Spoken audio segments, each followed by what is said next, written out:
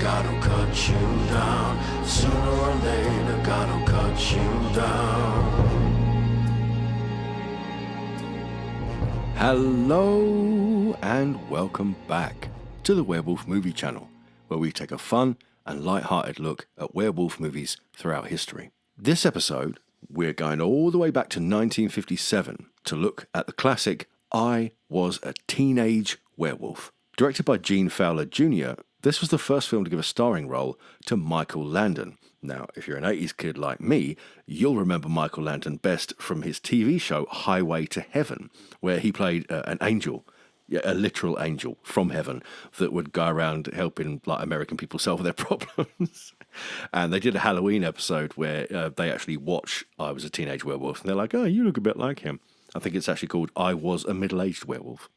So that's a lot of good. That's where I know him from. I was like, hey, why is the angel from Highway to Heaven all of a sudden killing people? According to producer Herman Cohen, Jack Nicholson was turned down for the lead role of the werewolf because he was, quote, the wrong type. Which, if you're a subscriber to this channel or a fan of werewolf movies in general, you'll be giggling at pretty fiercely right about now. Watching it back in 2022, it's a lot more visually stylish than you'd expect. Some of the cuts in this opening scene alone took me by surprise. Look at this, very quick, very stylish, and throughout the film I kept coming upon these great shot compositions. Big up your bad self, director of photography Joseph Lachelle, ASC. And coming into this review completely cold, having never seen this movie before, that wasn't the only thing to surprise me. But we'll come to that. Landon stars as Tony, a troubled teen with what we in modern times would probably describe as anger issues. He doesn't like to be touched and is prone to lash out uncontrollably, and this has already gotten him a bad reputation. We see him getting his arse handed to him by another 29-year-old high school student before the police come and break it up, and the police are already well familiar with him. The officer, who clearly is in a very small town because he knows all of these boys by their first name, suggests to him that there is a local psychiatrist who has been voluntarily working, remember this, voluntarily, with aggressive local troubled teens alongside the local police. For free, I might add. And he suggests that maybe Tony go and see him. In a very interesting glimpse into how far we've come in our understanding of mental health in a relatively short period of time, just look at how even the possibility of going to see a psychiatrist for a quick chat was handled in 1957. Oh, no head shrinker for me, thank you. You know, that's all I need. That's all I need. Tony the Flip. No, sir, thank you. You keep the man in the white coat for the goofs. Not exactly enlightened stuff, is it? There's also a great deal of lovably flat and unimaginative dialogue in this movie, like minimal imagination was used in the phrasing, and everything is stated in a very caricature 1950s style, which is adorable, and I just love it. I love to picture like the super literal writer's room, you know what I mean? Like Frank and Bill. And they're like, okay, so he's rebellious. So naturally the policeman has to communicate the idea that he's on Tony's side. You know, show he understands that some kids have a tougher time than others, and it's not necessarily their fault. How could we have him get that across? How about if we have him say, you know, some kids have a tougher time than others, and it's not necessarily their fault. Great job, Frank. Okay, now one for me. You betcha. Okay, in scene 22, we need his father to somehow let him know that sometimes you just have to do things the way people want them done because it, you know, makes them happy and they leave you alone. Something along those lines. I've got it. Write this down. Sometimes you just have to do things the way people want them done. That makes them happy and they leave you alone. Bill, you are on fire. Like, I've seen rings on cows that were less on the nose than this dialogue, but it's kind of beautiful in its ham-fisted lack of subtlety. Another thing about this movie I noticed is its view on monogamous dating. While Johnny's date is waiting to be picked up, her mother is actively berating her for not dating lots of different guys. Listen to this. But I still can't understand why you only date him. Oh, not that I have anything specific against Tony, but there's Steve Harmon, the druggist's son, and there's Willie Blake. Oh, love, Mother. Wow, Mum. Sorry I'm not more of a slut. And when Johnny eventually arrives and takes her to a party that's so wild that there are people dancing to jazz music and openly playing bongos, f***ing bongos, people, one lad is trying to get someone else to take his girlfriend off his hands. Listen to this. You came with me, so you dance with him. It doesn't make sense. I'll clarify it for you. Hey, Frank, You want me? be my guest. What is this, a fucking swingers club? It's all very unusually polyamorous, but I would be hypocritical to kink shame.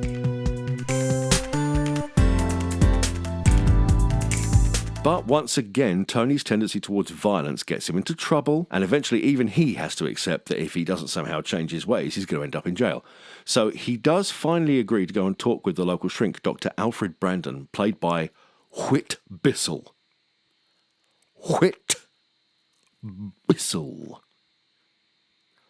Whit Bissell. From the start, zero attempt is made to conceal from the audience the fact that this guy is a villainous bastard. He does have an assistant who warns him that his experiments, whatever they may be, are unethical and dangerous should they succeed, but apparently Tony is, quote, the perfect subject due to his unchecked primal aggression. Bongos, people. It's like it's the gateway to everything bad. It goes bongos, crack cocaine, homelessness, death. The doctor's process, such as it is, seems to involve putting Tony into a state of hypnosis and then counting backwards, which psychologically regresses him into previous states of being. And by doing this a lot, he somehow over time unlocks in Tony, take a deep breath here, folks, the ability to regress into a cave person werewolf form, he said, in an increasingly high and squeaky voice, to indicate his incredulity at this Yeah, it's not so much werewolf by mystical bite as were cave person through psychiatry. It's a choice. Anyway, as a result, when we do our usual let's talk about this werewolf section, it's not really a werewolf per se. There's no implication that Johnny can pass on his infection to his victims through bite. He regularly transforms during the day. His transformation has nothing to do with the moon. Truth be told, this movie functions better as a 50s sci-fi monster feature than anything approaching a supernatural story, and almost completely avoids any of the popular gothic trappings to instead go for the most, at the time at least, youthful and modern take they could. Now, Dr. Bastard does have another doctor or assistant, I'm not sure, working with him, who occasionally chimes in with something like, "Hey, have you considered that maybe we should pause the whole turning an unknowing subject into a killing machine without his consent thing?" But typically, for a mad scientist trope of the time, Dr. Brandon Bastardly Brandon Bastard is having none of it. From then on, whenever he gets in any way excited or riled up, Tony just transforms into a fearsome man-beast that runs around chomping down on whatever he sees. He is a teenage werewolf. Bam, bam, bam, bam, bam, bam. Bam, bam, bam, bam, bam. Quickly, the local police start investigating the trail of bodies our freshly regressed teenage hairball is leaving behind him, but naturally, they can't find a killer animal that seems to vanish at will.